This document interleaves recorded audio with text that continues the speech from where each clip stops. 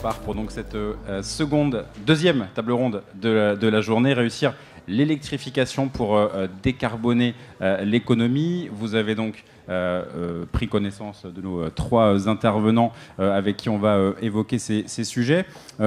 L'idée, c'est évidemment le point de départ de se dire que l'électrification est un levier très efficace pour atteindre cette neutralité carbone que l'on recherche tous. Alors comment l'encourager, comment développer des filières de production zéro carbone, comment adapter et préparer les entreprises à ce défi, comment travailler aussi collectivement. On a vu que c'était important au sein de ce groupe de travailler collectivement pour atteindre cet objectif commun, alors que chacun, évidemment, a ses propres problématiques. Voilà les questions qui ont été au cœur de ce groupe de travail présenté par Renault, coprésidé par Renault et la SNCF. 5 propositions, vous en avez l'habitude, en sont ressorties. Les voici, je vais vous les lister, et puis ensuite, évidemment, on va rentrer dans le détail de 2 ou 3 de ces propositions. La première, standardiser une méthode de mesure pour la décarbonation par secteur selon une approche cycle de vie en alignement avec les accords de Paris et en fixant des objectifs au niveau européen. La deuxième, créer des contrats de performance carbone. La troisième, développer un Induscore carbone ou un Carboscore pour les biens et les services, y compris importés.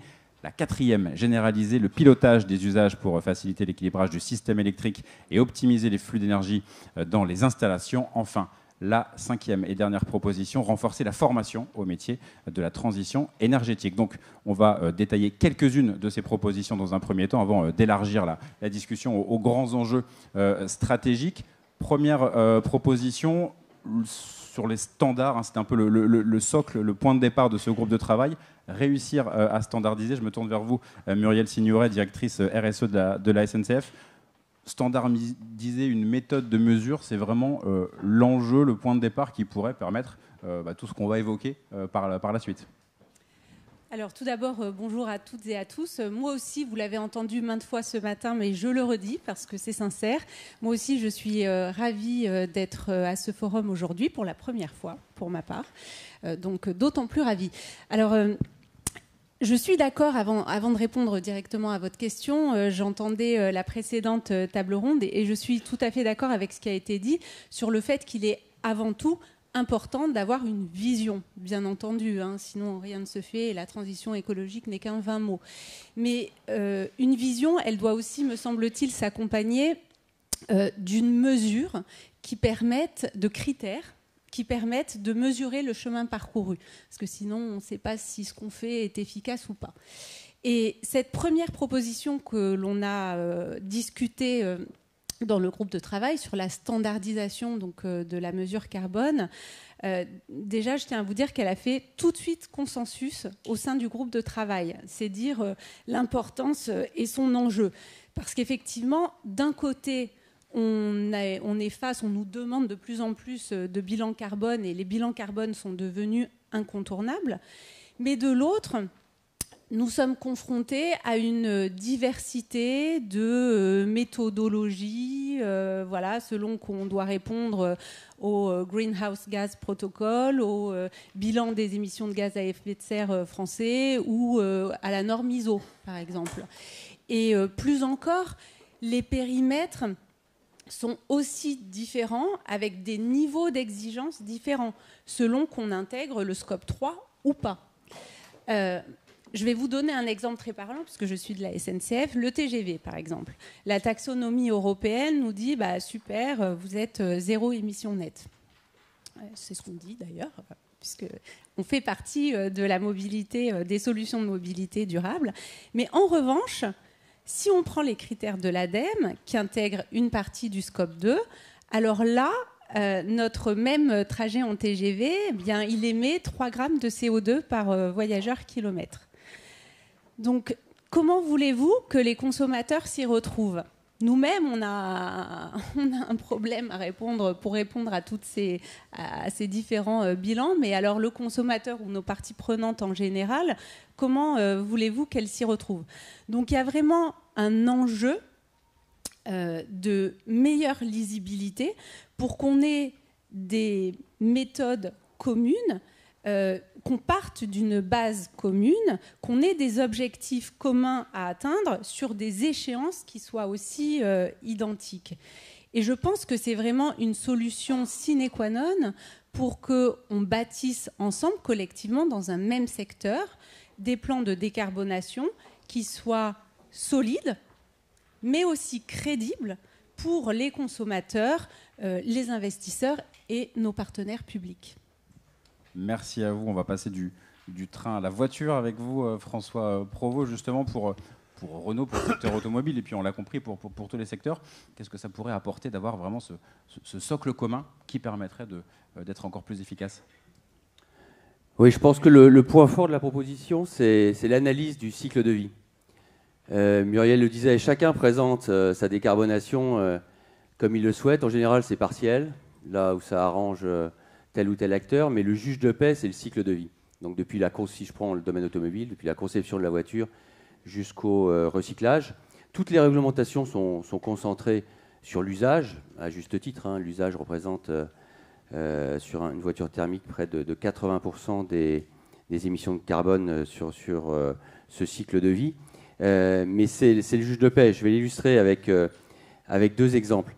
Un gros véhicule électrique qui va peser près de 3 tonnes va évidemment 0 émission électrique, mais en fait il aura un bilan carbone sur le cycle de vie, hein, ce qu'on dit cradle to grave en anglais, qui va être supérieur à une voiture familiale plus petite avec le meilleur niveau d'hybridation.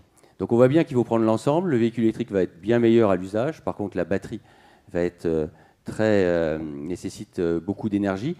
Et en prenant un indicateur, alors il faut aussi le normer, mais en prenant un indicateur qui prend l'ensemble du cycle de vie, on est vraiment sûr de travailler sur le cœur du sujet. L'autre point fort de la proposition, c'est la standardisation. Et ça, dans le monde industriel, hein, vous le savez bien, on travaille sur des KPI, des indicateurs. À partir du moment où on a le KPI, on peut aligner l'ensemble de nos équipes. Sur le sujet de l'énergie, dans nos usines, hein, vous savez qu'on fait des voitures depuis plus de 120 ans, donc nos process sont optimisés. Néanmoins, entre 2019 et 2023, on a réussi à baisser encore de 25% la consommation énergétique par véhicule dans nos sites industriels. Donc on voit bien qu'à partir du moment où on se concentre sur le sujet, je dirais qu'il n'y a pas de limite à l'amélioration continue. Et donc, standardisation d'un côté, analyse cycle de vie, c'est vraiment les 2 points forts de la proposition du groupe de travail.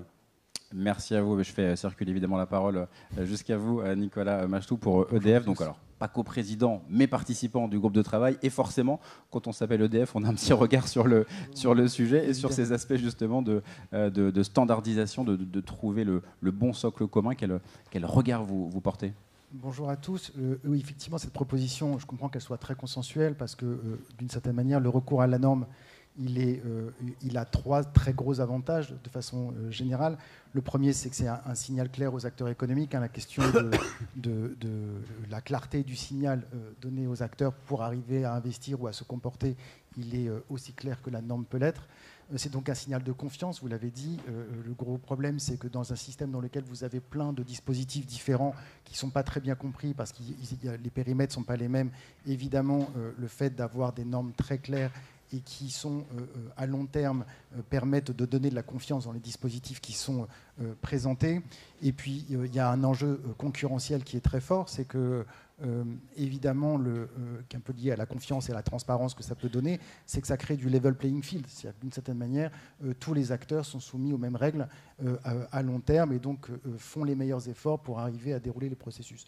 L'autre problème, si je puis dire, le point de vigilance lié à la standardisation et enfin plus au recours à la norme, c'est évidemment la complexité de la norme auquel il faut faire attention et qui peut arriver même jusqu'à avoir des résultats un peu contradictoires. On l'a eu dans la réglementation thermique par exemple, où au fond on a fini par inciter l'installation d'équipements au gaz qui n'est pas très développement durable, à force de complexité. Voilà. Donc il y a évidemment un point de vigilance sur la façon dont on peut à la fin avoir des résultats qui sont contre-productifs.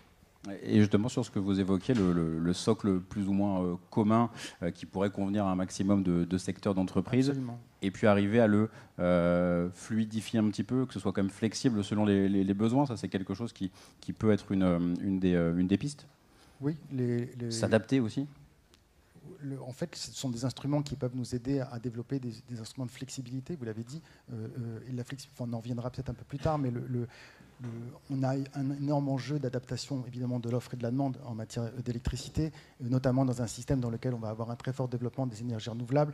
Et donc, on va chercher à développer des moyens dits pilotables qui vont permettre de faire un socle de base et qui vont absorber une partie des difficultés de gestion du système électrique qui peut être liées à des énergies qui sont plus intermittentes. Oui.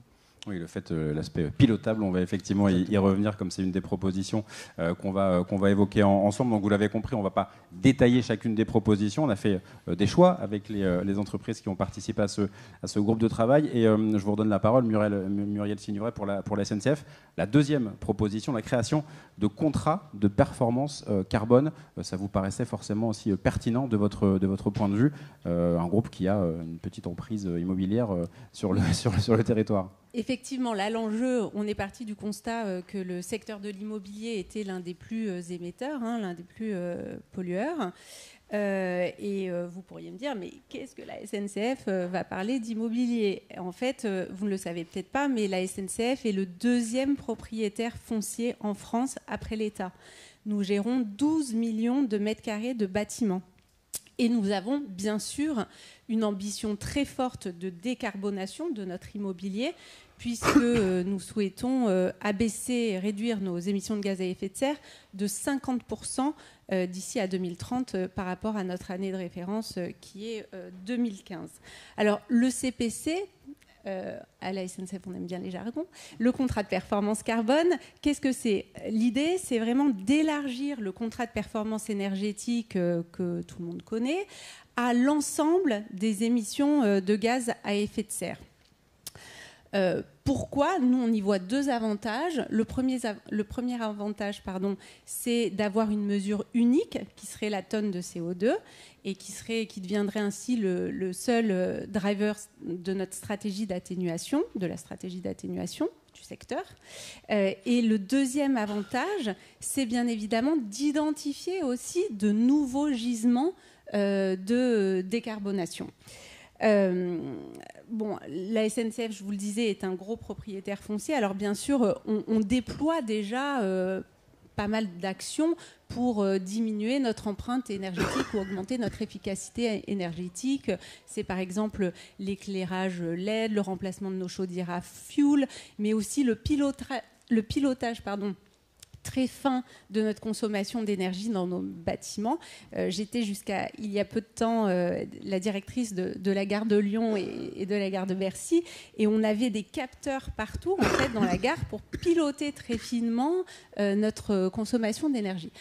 Avec le contrat de performance carbone, l'idée, c'est d'aller encore plus loin et, par exemple, de mesurer le bilan carbone des matériaux que nous allons utiliser pour la construction de nos gares ou de nos technicentres.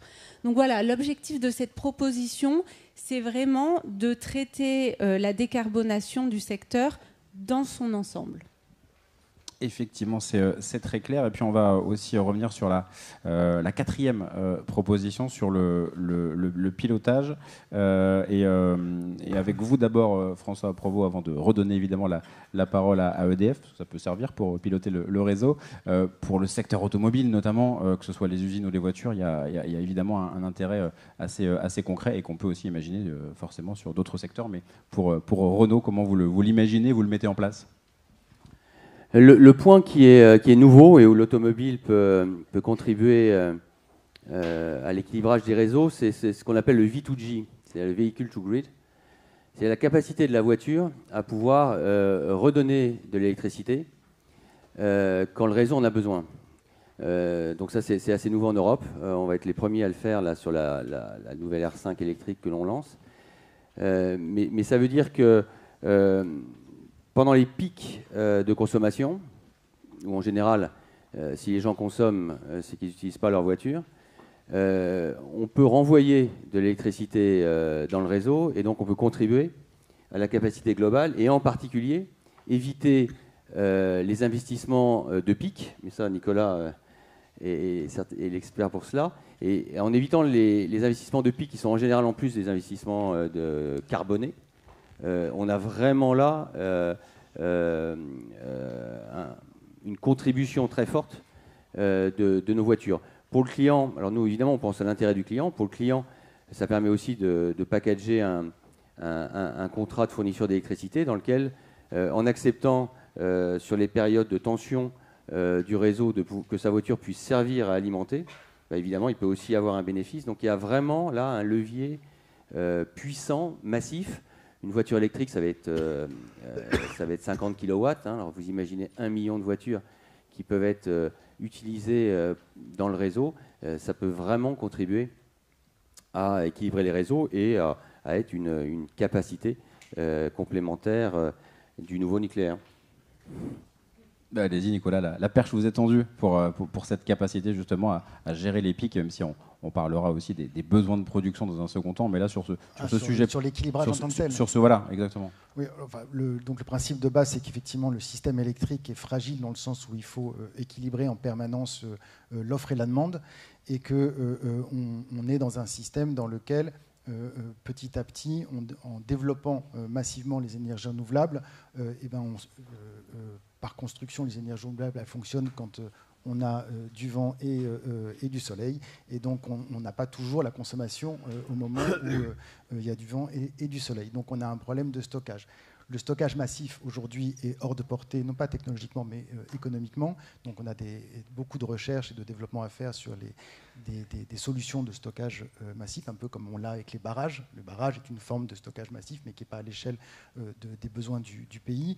Et donc il faut développer des moyens de production en base qui permettent d'équilibrer plus facilement ce système électrique. Et sinon, on a un écroulement du réseau. Et il y a d'autres outils qui sont utilisés, qui sont plus contractuels, c'est les flexibilités. Et donc, c'est d'arriver à trouver des moyens, grâce aux technologies, hein, c'est beaucoup lié aux nouvelles technologies, qu'on arrive à trouver des moments d'effacement où des opérateurs et des acteurs économiques qui vont accepter de s'effacer à certains moments pour faire baisser justement la consommation ou reporter une partie de leur consommation à des moments où il y a plus d'électricité sur le réseau. Et le fait de pouvoir piloter plus correctement ou plus finement la consommation pour pouvoir l'adapter à la demande, on l'a historiquement fait avec les industriels qui passent des contrats avec les gros opérateurs d'électricité pour pouvoir, et avec RTE surtout, qui est responsable de l'équilibrage du système électrique, pour arriver à se retirer ou à supprimer leur consommation au moment où il n'y a pas de production en face. Et aujourd'hui, ce qu'on peut faire, c'est trouver des nouveaux acteurs qui sont vous, moi, les propriétaires de véhicules électriques qui vont utiliser leur batterie effectivement comme batterie diffuse, si je puis dire. Et pour que ça se développe, parce que c'est vrai qu'on parle justement pour ce type de bornes de recharge intelligentes, c'est-à-dire que d'autres ne le sont pas du coup, et pour qu'elles le deviennent toutes, est-ce que c'est possible, souhaitable, est-ce que ça va forcément prendre du temps pour un particulier, ou est-ce que justement ça devient de plus en plus logique? Intelligent, c'est la partie connectée en fait. Voilà, c'est de l'intelligence artificielle. C'est le fait de pouvoir répondre à des signaux électroniques en temps réel. Effectivement, aujourd'hui, ça marche bien, il n'y a pas de doute, sauf que ça demande beaucoup d'investissement. Et en fait, on est confronté, d'ailleurs je pense que c'est un des thèmes récurrents un peu probablement de toutes les tables rondes que vous avez dans la journée, on a besoin de trajectoires d'investissement massifs pour accompagner cette transition énergétique. Donc c'est vrai pour la production, pour les renouvelables, pour le nouveau nucléaire qui coûte cher, pour évidemment tous les développements des réseaux, l'adaptation des réseaux à ces nouveaux moyens de production à la fois pilotables et non pilotables. Mais quand je dis massif, on parle de centaines de milliards d'euros sur des dizaines d'années, donc il y a besoin effectivement de reconstruire une partie de notre appareil de production et de consommation. Et évidemment, c'est très significatif, c'est le point. Et puis, il faut arriver aujourd'hui à à subventionner un certain nombre de modèles économiques pour les rendre plus faciles d'accès aux consommateurs. Mais avant ça, il faudrait quand même se rappeler, même si c'est une comptabilité de caisse, c'est quand même des ordres de grandeur qui fonctionnent. On importe 80 milliards d'euros par an de pétrole et de gaz. C'est-à-dire qu'à la fin, tout ça, c'est censé éviter une forme d'impôt extérieur de 80 milliards d'euros sur le consommateur. Donc on voit bien que les sommes d'investissement, aussi significatives soient-ils, ils sont forcément rentables, en dehors en plus de l'intérêt strictement écologique de notre survie à très long terme. De toutes les façons, ce sont des investissements qui trouveront leur rentabilité dans le système et qui vont également nous rendre plus souverains, plus autonomes, qui vont créer des emplois, parce que c'est des investissements qui sont faits dans les territoires. Donc il y a beaucoup d'upside à ces trajectoires d'investissement, aussi significatives soient-ils. François Prévost, peut-être pour revenir sur une petite précision sur le véhicule to grid, est-ce qu'on l'imagine vraiment pour les particuliers qui va donc être là, lancement de la R5 en octobre. Voilà. Notre filiale Mobilize proposera aux clients de commander son chargeur avec l'abonnement correspondant. Et est-ce qu'on peut aussi l'imaginer pour les entreprises, quand il y aura des R5 sur tous les parkings des entreprises, par exemple, ou est-ce qu'il faut... Pour les entreprises, normalement, ça devrait être plus facile. Il suffit quand même de mettre plusieurs bornes sur le lieu de travail. Malheureusement, aujourd'hui, les entreprises prennent bien moins de véhicules électriques que les particuliers. On est de l'ordre de 15% pour les particuliers, les flottes sont plutôt à 7-8%. Oui, alors que c'est souvent justement les flottes d'entreprises qui portent les immatriculations, et donc c'est effectivement un des sujets. Donc voilà, vous l'avez compris, on ne va pas détailler chacune des propositions. L'idée, c'était aussi de justement aborder les enjeux stratégiques que tout cela pose. Et je vous redonne la parole, Muriel Signoret. Justement, vous avez envie de passer quelques messages en disant peut-être répondre à l'interrogation de se dire tiens, que vient faire la SNCF. Vous, évidemment, vous n'êtes pas producteur d'énergie, mais un petit consommateur d'énergie, parce que les chiffres sont parlants. Oui, bonne question, effectivement. Que vient faire un opérateur de transport principalement ferroviaire sur une table ronde dédiée à l'électrification? En fait, la SNCF est le premier consommateur industriel d'électricité en France. On consomme chaque année 9 TWh, c'est-à-dire l'équivalent d'un réacteur nucléaire et demi. Un réacteur nucléaire et demi, si je ne me trompe pas, c'est vous alimentez... Oui, voilà, c'est ça. D'un futur EPR. Et donc, c'est l'alimentation de 600 000 foyers ou 700 000 foyers. Bon, bref, c'est considérable. Et c'est bien normal, puisque nous avons à alimenter en électricité nos quelques 3000 gares réparties sur tout le territoire, et puis nos milliers de trains. Le TGV, c'est 100% électrique. Le Transilien, pour les Parisiens ou les Franciliens, c'est 97% électrique. Les trains de fret, 90%. Et les TER, c'est 60%. 60% seulement. Donc on va avoir un enjeu, là encore, d'électrification de notre matériel roulant, même si on réfléchit aussi à d'autres sources comme le biocarburant, etc. Mais on a vraiment un enjeu de sécurisation, en fait, de notre approvisionnement. D'autant plus quand les prix du marché fluctuent. Alors là, ça va, on est plutôt sur une tendance baissière, donc tout va bien. Mais en 2022, on est quand même passé d'une facture d'électricité de 600 millions d'euros à 1,8 milliard d'euros, donc x3. Et vous l'avez vu, on n'a pas répercuté sur le prix des billets, quoi qu'on en dise. Vaste sujet. J'aurais pas dû faire cette petite blague, mais bon, bref. En tout cas, je peux vous le dire qu'on ne l'a pas répercuté sur le prix des billets. Nos billets n'ont pas fait x3, peu importe. Mais bon, donc on a un enjeu effectivement de financier, et on a un enjeu aussi d'approvisionnement, de sources d'approvisionnement. Donc, ce qu'on s'est dit, c'est qu'on voulait faire partie de notre solution. Et on voulait effectivement être aussi producteur d'électricité, producteur d'énergie solaire, en l'occurrence. Alors, pour la petite histoire, ce n'est pas la première fois que la SNCF a cette ambition, puisque au début du XXe siècle, quand on est passé du train à vapeur au train électrique, on s'est déjà posé cette question et c'est à cette occasion qu'on a créé la Société hydraulique du Midi, la CHEM, et on exploitait en fait les barrages hydrauliques jusqu'au début des années 90 quand on a vendu la CHEM. Donc aujourd'hui, enfin il y a un an pour être exact, nous avons créé une nouvelle filiale qui s'appelle SNCF Renouvelable et qui est dédiée donc à la production d'énergie solaire. Et donc, l'idée, c'est d'équiper notre foncier. Je vous disais tout à l'heure qu'on est le deuxième propriétaire foncier en France. Donc, l'idée, c'est d'équiper notre foncier de panneaux photovoltaïques. Et nous avons pour ambition, d'ici à 10 ans, d'avoir 1000 hectares de panneaux solaires qui nous permettraient de produire 20% de nos besoins.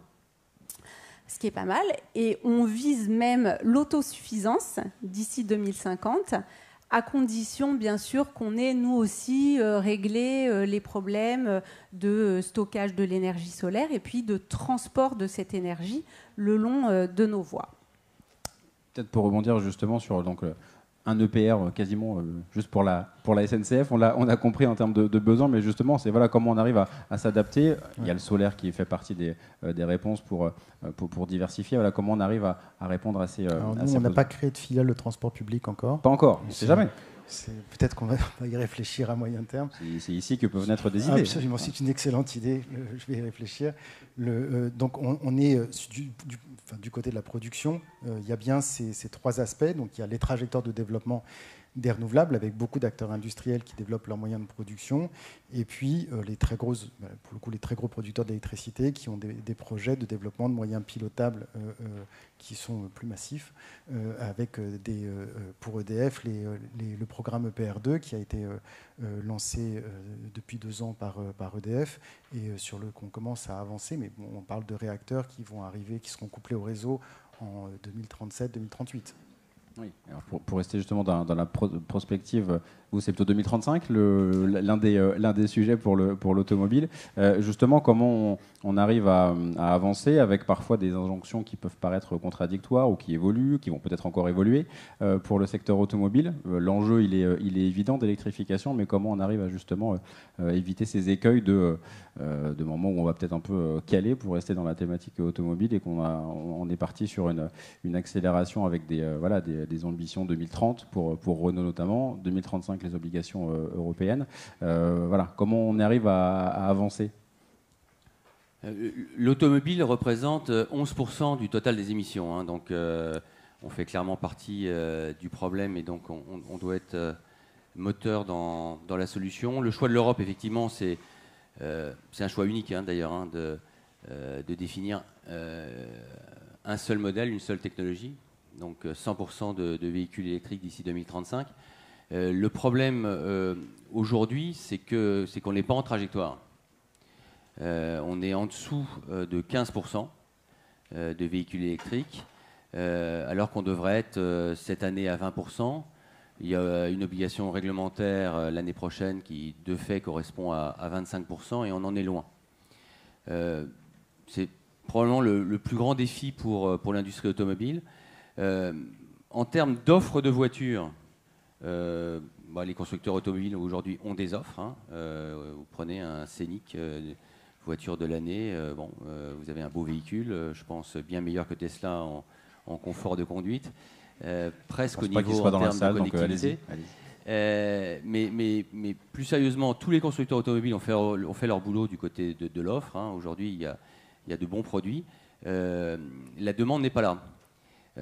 Donc c'est vraiment le moment, plutôt que de s'arc-bouter sur les normes ou plutôt que de polémiter à droite ou à gauche, de comprendre pourquoi. Bon, je pense qu'il y a 3 raisons principales. La première, c'est que les voitures électriques sont beaucoup trop chères.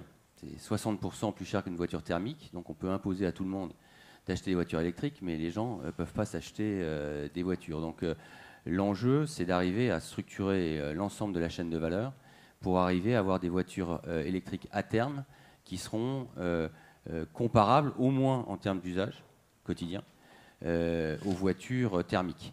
Alors il y a plein de choses, mais 2 choses qui me paraissent importantes de partager aujourd'hui.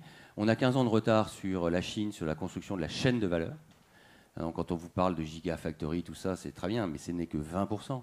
En fait, le point clé, c'est le raffinage. Au-delà des matières premières, 80% du raffinage est contrôlé par la Chine. Donc, ils ont structuré leur chaîne de valeur. C'est pour ça qu'en Chine, 50% des voitures sont électriques aujourd'hui. Et le deuxième élément, c'est que, et ça, je pense que c'est aussi une des solutions pour l'Europe, c'est qu'on n'a pas besoin, pour aller au travail tous les jours, d'avoir une voiture électrique qui fait 800 km d'autonomie, 2,7 tonnes et qui est à 70 000 euros. Donc il faut absolument que l'Europe arrive à s'organiser pour promouvoir des petites voitures électriques qui sont plus abordables et qui correspondront à 80% des usages. Le deuxième point qui fait qu'on n'est pas dans la trajectoire d'électrification, ce sont les politiques publiques. C'est-à-dire qu'il faut qu'on soit constant en termes de politique publique. Je fais notamment référence aux infrastructures. Les infrastructures ne sont pas en ligne. Et aussi au montant d'aide aux particuliers pour acheter des voitures électriques. Les Allemands ont arrêté ces aides en fin d'année dernière. Marché électrique divisé par 2. Et puis le troisième facteur, ça me permettra de passer la parole et de challenger Nicolas, c'est le prix de l'électricité.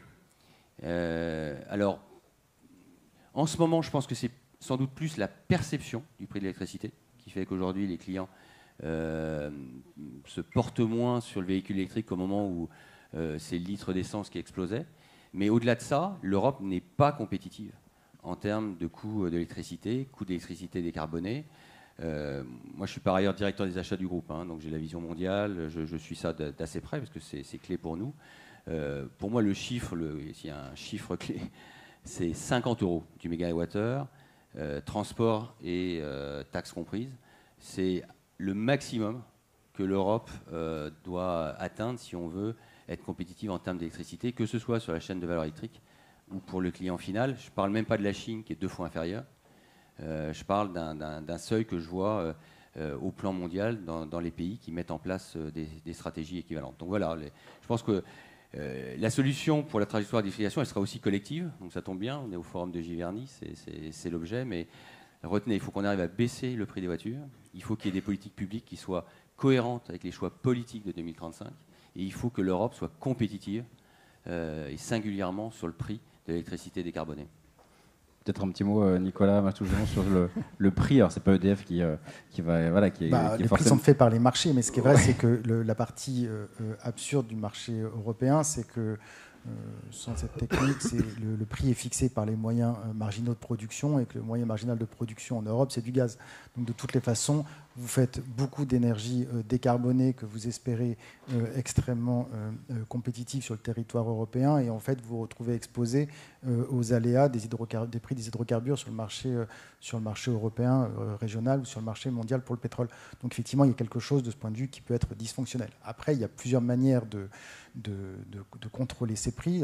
En France, on bénéficie d'une électricité qui est plutôt très compétitive parce qu'on a tout l'hydraulique qui est déjà amorti, on a tout le parc historique, le parc nucléaire historique qui également est amorti, qui produit de façon très compétitive.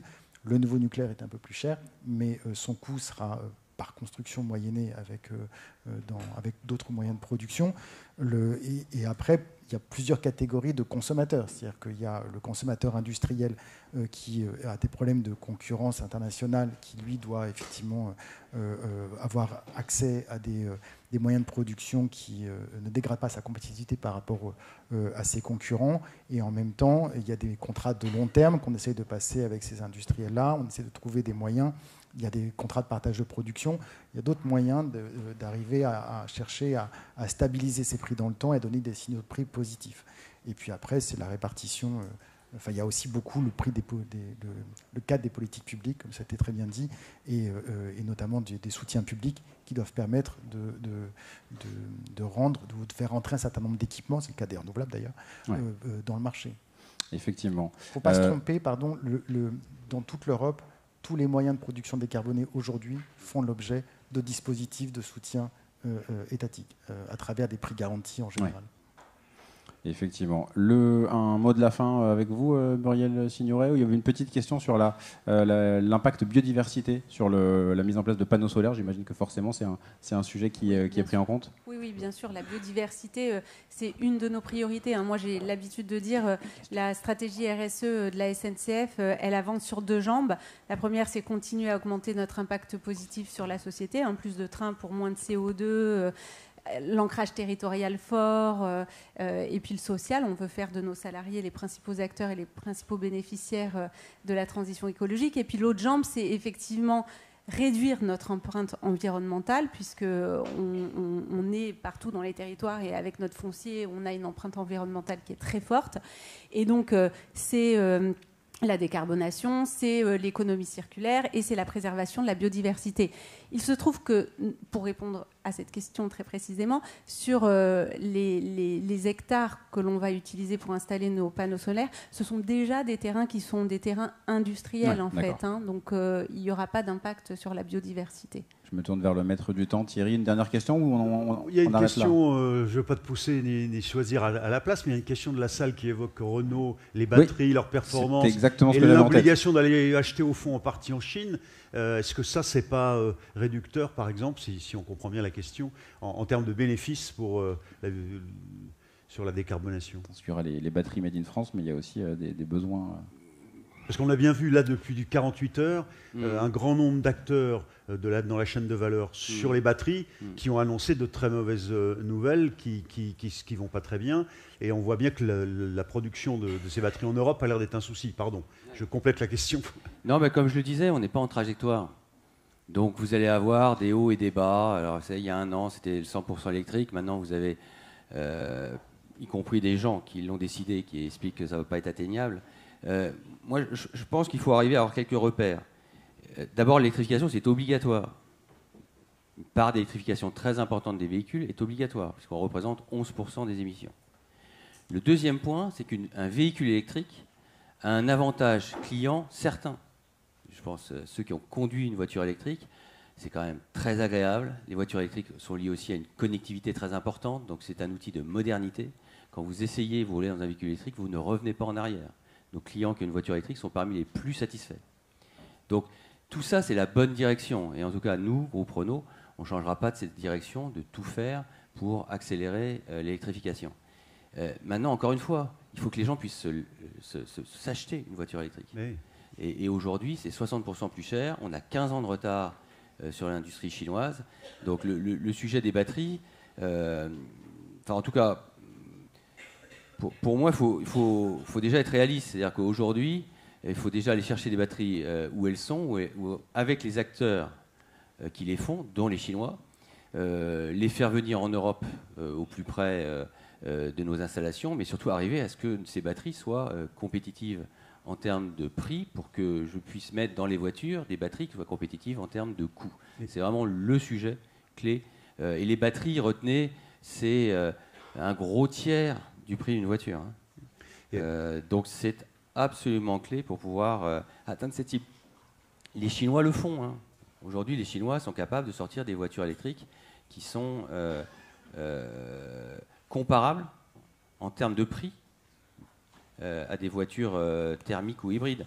Donc, vous ne me prenez pas, je ne suis pas en train de vous vendre le modèle chinois. Mais moi, en tant qu'industriel, mon devoir, c'est de voir qui est le meilleur. Oui. Aujourd'hui, l'industrie chinoise, elle a 10 ans d'avance sur nous. Donc, la question qui nous est posée, à nous industriels, mais aussi à l'Europe, c'est comment on fait pour le plus vite possible les rattraper et les dépasser.